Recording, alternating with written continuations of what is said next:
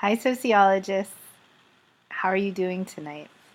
Just want to check in about what's going on for next week and make sure that everything's going okay with you guys. We made it through. You are all still in the class, except for the few of you that didn't post and then they were dropped. But we're still a full class of 44 students, and hopefully you're all going to continue on with the posting.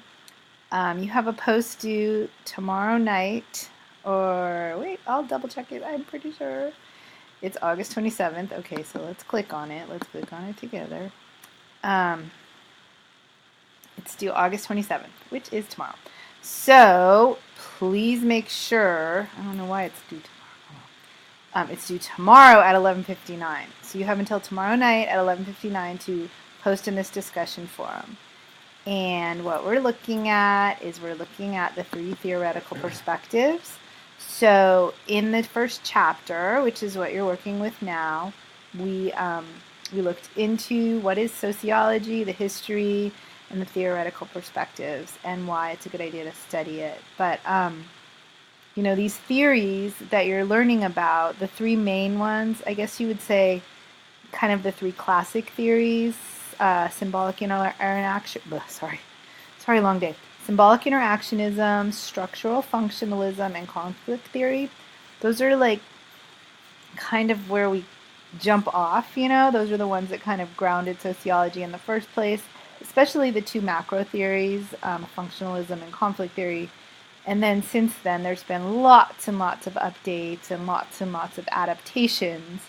But those are the theories that kind of ground sociology as a discipline. So it's important for you to kind of have a grasp on them, and I'm asking you to think about them throughout the course of the semester and apply them to other ideas as we move forward. So hopefully that reading went okay, and there's also some little bits of videos and critiques on the theories, and videos on some of the three really influential sociologists, Max Weber, Emile Durkheim, and Karl Marx, three of the classic kind of founding members of sociology. So they're important people to know. They're important people to understand kind of what they were about. So I hope that this first part has been interesting and that you've had a chance to kind of think about which one of those theories resonates with you, what you find useful, looking at the theorists themselves, if listening, reading a little bit about their stories was interesting, that sort of thing.